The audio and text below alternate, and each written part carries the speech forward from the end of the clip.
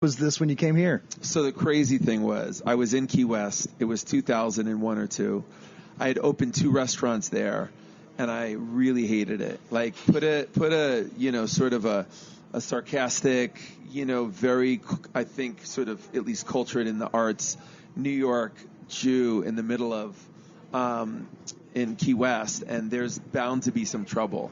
The trouble was on me, where I just felt like I did not want to be in that place. It was basically like It was like New York South with a bunch of New York Jews? Man, no, that would have been okay. It was just... I thought you were saying it was like too much like home, like the Seinfelds and everybody were there. No, I would be fine with the Seinfelds and his parents and the Costanzas. yeah. That would have been a welcome treat. It was just all of the sort of middle, like, it just felt like middle America and all the sort of weekend warriors, and just whether it was too many margaritas or the music or tourist destination, the tourism there, just like it's soul crushing. How much do you hate Jimmy Buffett right now? Oh, God. Margaritaville, the worst place ever. He was right down the block from me, so I learned to hate him on a 1-to-1 level even.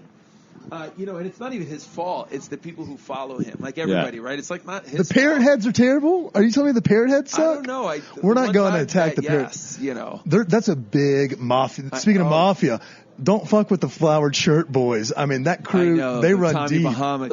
I mean, they'll get you.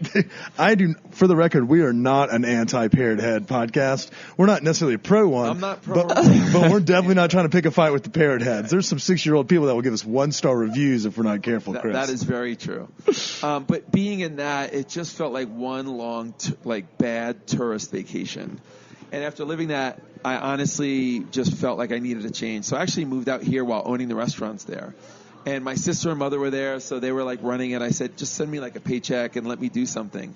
And I came out here, and I had the weird thing about my sort of restaurant career is I grew up in the restaurant, and forgive me for a tangent, but when I grew up in the Waverly Inn, there was 2 chefs that we had there, and both had been there by the time I was in my 20s, 50 or 60 years.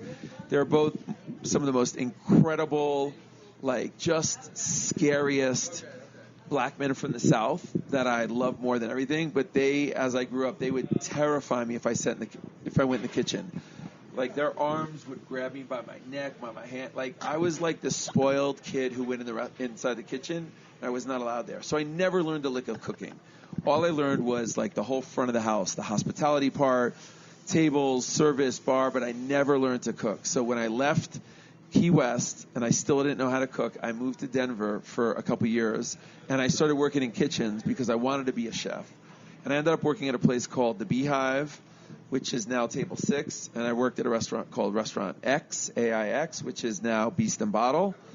And I moved here, I had a paycheck from back home, and I applied to jobs with zero experience, just hoping to get in a kitchen and just learn. And, $9 an hour, I played like I was, the stupidest person they could hire. I wanted to be, like, really unintimidating. Like, were you like the undercover boss? Like, you were like, I know nothing about this. Is this a quarter pan? Or? I had the mustache that was all crooked. And hey, let's not make fun of shitty mustaches, please. Well, those are glued on. So yours is like homegrown, I think. Homegrown and shitty? Yeah. You can say it. That's cool. Mississippi-ish.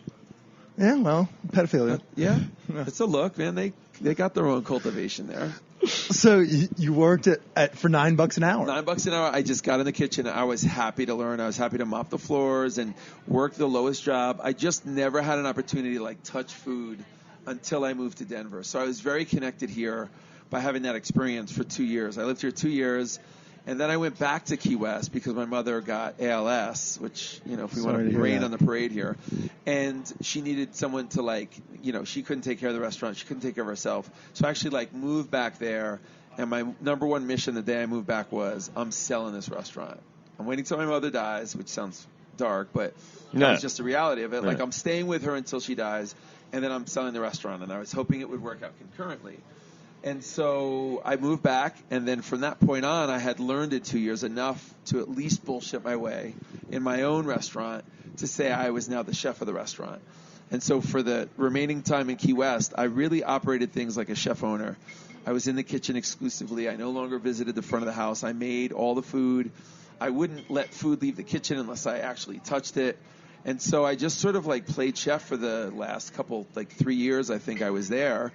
And, between what I had learned from them and what I had, done in Key West, I feel like got some chops and learned the hard way on like how to be at least, versed enough into being a chef and what that meant in terms of food, in terms of team, in terms of the guest. So I feel like a little bit of what you've been able to do, how it's almost like the Chick-fil-A methodology of success, because they make you go work every, rung of the ladder before you can own one of those. I looked into it. And they're like, you're going to have to be a fucking friar. You need to go be a deacon at the church. You have to do everything before you can own one. Yeah. So you understand that. So you kind of took your lumps, you learned the hard way, but a hands-on way. And then you've been able to kind of mold Edible Beats from that, I'm guessing? Like you were able to, what not to do? That's a big part of it. I really think when everyone asked me, like, how did you know what to do? I was like, I didn't. I just knew what I didn't want to do or shouldn't do. And, you're really right there. Like, even growing up in the restaurant, like, really, like, from being, like, 10 and asking my grandparents, can I start bussing tables? And then I was 15, could I serve? It really was, every position. And I even wrote an article in our last cookbook about being a dishwasher, that I've done it, but I've never done it enough to say, and I never needed to do it. So it was like, I felt like I faked that part of it, because I did it enough to say I did it, but I never really did it. And so, but the other positions I did. You're not splitting atoms when you're a dishwasher. No, so that's probably a 2-pager, and we'll tease the zine, the book zine. Yes, we can get to there. But, that shouldn't be a long chapter of dishwashing. No, it's just about, though, my grandmother had always said, like, you have to know every job so that you can't be scared of firing somebody, which was a little, again, that's that sort of. Oh, that's true, because you kind of know, like, well, I did that, you suck. Sometimes. Expectations are higher or lower, things like that. Yeah, and it's also sometimes empathetically, like, I think that's the part she didn't say, is like, know what that person, what working in a dish pit is like, before you start really thinking like what's fair and what's not. Go work a 12-hour shift in that nuclear sort of waste, zone before you can really argue about like when someone wants to take a 5-minute break and you're like, no, nobody else does. Why do you get to? But the reality is, yes, I worked through enough of it. And really I was here at a point in my career where I had really I was so jaded. I had done it my whole life. It honestly never reaped any rewards. The only thing it really got me was it was my passion, so I guess that's the reward. But it never felt like I really found my voice. And so when I came to Denver, after Key West, the restaurant sold. That was awesome. Got to sell them, got to get out of there. And I flew here, and really within a week, I was driving around this neighborhood looking for a location. And I found this gas station, route down, which we're in right now. This was I saw the sign that said lube, and I knew I was at the right spot. Either way, you were at the right spot, yeah. I was talking to you and when you saw it, but it applies for me as well. Big dick syndrome, right? Right, exactly. Classic us. Sorry, Chris, you wouldn't understand. I don't. Forgot she was here.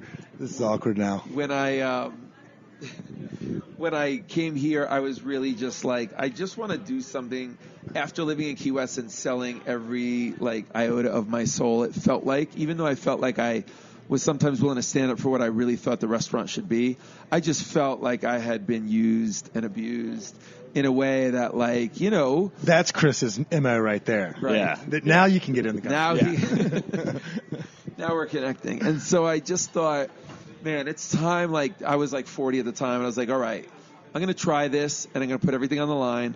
And if it doesn't work, I'm still young enough that I could just go get a job and be a chef at a restaurant and just whittle away my days. Or I can do something that really speaks about where I feel I was at life, both with the food that we wanted to do and the design and our hospitality.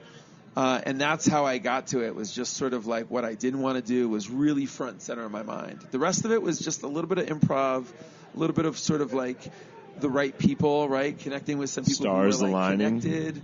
Exactly. The stars aligned. I had a good landlord. Got some loans from the city. I got some SBA loans because I ran out of money all the way. And it just happened, barely. And we limped to the finish line. And the day that we opened was I remember I was on my on my stairs going to work, and my daughter, who was 6, saw me crying because it was it had just been so much. This is a funny joke, though. And it was man, like the landlord was like ready to repossess, and we didn't have enough money to like get our phone system. And she asked me what was wrong, and I didn't want her to like be freaked out. So I told her like I was allergic to fish and I was having an adverse reaction because it was like after we ate dinner and I just went on the steps and cried. And to this day, she like teases me about lying to her about being allergic. Are you allergic to fish now? And so anyway, it was like that moment was so crazy. I'm gonna cry. Well, I'm a crier. This is Barbara Walters shit, right? Yeah. I was going to ask you though if there was ever a moment when like after you opened this, if That you oh did shit cry feeling? when you hit like, oh my God, I actually think this might work. But real quick though, did you ever second guess like after you sold the restaurant in Key West? Was it always your plan to come back to Denver or? Yes. Okay. Yeah. Okay. I just wanted that to. part about getting here was always like I loved it when I was here. I was like, man, I love that city. Yeah. And at the time, Highlands wasn't anything. I actually lived in like Park Hill or Capitol Hill, somewhere one of the hills. But when I came back and we saw an ad online for a house, we immediately scooped it up right across from Linger in that really shitty complex of, sort of row houses. Like that are Umatilla duplexes. right there or whatever? Yeah, Umatilla and across from the park, whatever that is. So I lived right across from Linger. I like to call that Rape Corner, but you can call it whatever you Yeah, want. there's probably a better name for it, but It still holds. I think Sodomy Corner is what it should be called. Sodomy Square. We're all about alliterations here. So I moved there, but I knew I wanted to come to Denver. Was the short answer. Okay, so Root Down you open. All right, Chris, we're losing your mic here. You're going to have to stop fidgeting with some chords there. Are we good? Now you're good. Okay. All right. You're back. So Root Down open. And how long of a freak out stage were you in? Or when did you reach that point where you're like, man, this is fucking happening. Man, we're sitting here with 30 people the first day, and I was really scared that this was not going to work out. And I remember talking to the staff of 30 and just saying like, let's just push for 50 covers a night. Let's have low expectations. And there used to be a commercial where they opened a website and the counter was counting the people on the website. And first it was like 1,000. They were all hugging and shaking hands. Then it was like 5,000. They were high-fiving. Then it was at like 100,000. And then at 1 million, they all just like freaked out. It was some commercial, I don't remember. That's what Root Down was like. We were all expecting like 5,000 hits. And and again, this is a metaphor. We didn't have like a website then. But it was like, then it felt like it was like 1 million hits a day. We were. Sounds like our podcast. Yeah. It went from 5,000 to 25,000 listeners like in no time. It was one of those things you never think, and I was very much doubting we would ever get to that 5,000 mark, but I was very happy. But every day it was like phone ringing nonstop. My wife came and started working, and then the line. It was like the best thing you wish for when you have a restaurant. But of course, I was like, all right, I get this. These motherfuckers haven't seen some of this sort of like New York style. I dropped a good first album. I'm going to roll with it. And boom, I'll be happy with that. I'll be a one-hit wonder, but I'm okay with that. And that's what I felt like for a while. I was like, as more restaurateurs came in, I just thought we were going to start going like this. Because there's going to be more of that sort of like San Francisco and Chicago. All these people were starting to come to Denver, and I was one of them. But somehow Root Down just connected in a way that was beyond my wildest dreams to not only the staff and the culture of people who worked here, but to everybody who came here. And that was just like unexpected. I mean, I feel like one thing y'all have had going here, and obviously you've been here longer than I, and the restaurant has been here probably about as long as I've been here. But like you had a niche that wasn't being scratched or, wasn't being hit in Denver. And it was before the brunch scene, like you brought something that, and I don't even know what was so unique about Root Down that makes it, and we use the term fucks hard for food, but it's like you've managed to do a little bit of a couple different things that makes not only, like the ambiance, the menu, the staff and the team, like all of it all kind of plays symmetrically in here to where this restaurant just fucks. Like it's a great place for a date night. You can be 72 years old. You can be a blue hair, or you can be an 19-year-old prom date. Like it hits on all of those cylinders. And so you've managed, you appeal to everybody. So well done on that. Nice because so much of what we talk about is like diversity of like who we wanted to be here. Everybody, who are you aiming towards? And I'm like,